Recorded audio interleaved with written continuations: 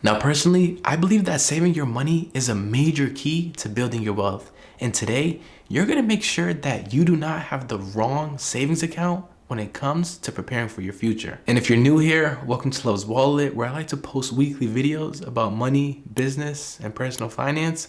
So let's get into it. To start off, you need to ask yourself, why do you need a savings account? And if you're unsure, everyone needs a savings account, not just you.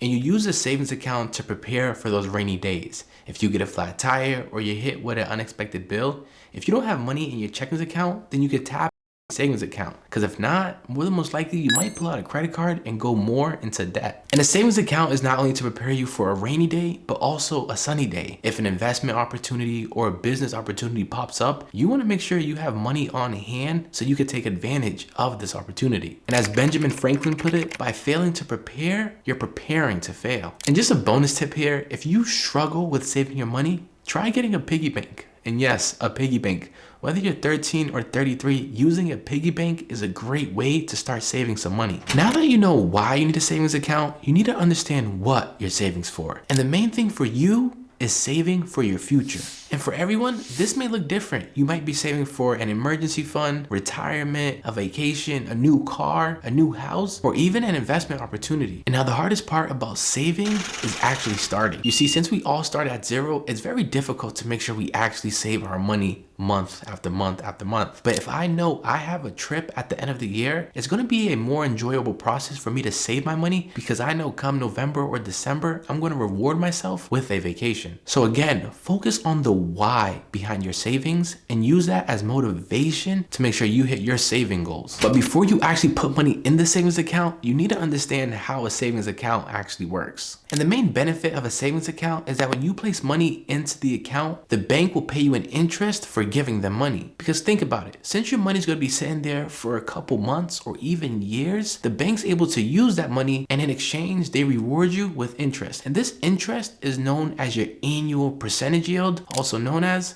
APY. And to further explain your APY, let's look at an example. All right, so let's say you deposit $10,000 into a savings account and you have three different options. Each bank offers a different APY. If your APY is 0.01%, you'll only end up with an extra dollar at the end of the year.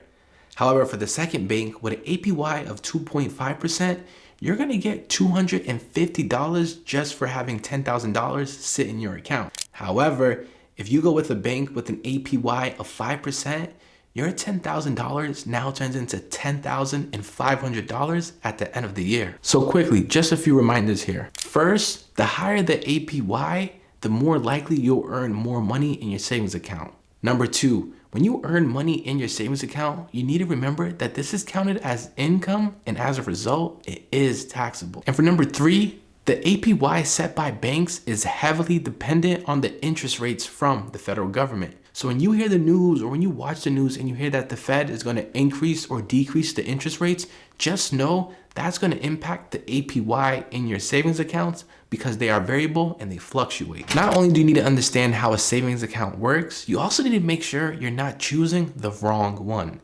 When it comes to a savings account, you have two options. You could choose a traditional savings account, or you could choose a high yield savings account. And the main difference between both options is in the interest rates. Here's another bonus tip. When you have a large amount of money and you're saving it, you want to make sure it's safe, but it's also making more money for you. So when you choose a savings account, you want to make sure it's always a high yield savings account, and also that it's FDIC insured. And now let's dive into this graphic from chime.com as they break down how a high yield savings account actually works. So as you can see in this example, let's say that a person is saving $100 per month for 5 years, and they have two options, the high yield savings or the traditional savings account. And as you can see, it's a 2% APY versus a 0.42% APY. And again, when you go down and look at the interest earned, for the high yield savings account, that person will earn $305, while with the regular savings account, it'll only be $62. That's almost a $300 difference. When you're looking for a savings account, go to Google, literally type in high yield savings account, and there will be multiple options you can choose from. Don't choose the traditional one because you're not gonna earn as much money. Also, two other things I like to consider when choosing a savings account is one, it needs to have good customer service. Look, In my savings account, I have a lot of money and I don't want to play around with this money. So if I need it or something happens, I want to make sure I can call the company directly and immediately, anytime, anywhere, to make sure it gets sorted out. And secondly, I want to make sure that the bank has a good app user interface or experience. In today's age, mostly all high yield savings accounts operate online. And when it comes to managing my money, I want to make sure it's easy to actually manage it. And one of the easiest ways to make sure it is easy is by making sure they have a good app interface and you can understand it. And then it makes the process of saving more enjoyable. Also, I know I mentioned you can Google a high yield savings account, but if you don't want to do that, here are my top 3 picks. First, we have Ally Bank, then SoFi, and then Marcus by Goldman Sachs. When it comes to your money, one of the easiest ways to always plan for your future is by putting some of it away in a savings account. And again, when you open up your first savings account, please make sure it's a high yield savings account. If this video was helpful, I would appreciate it if you could leave a like, comment, or even subscribe. Again, I have weekly videos about money, business, and personal finance. See y'all next week.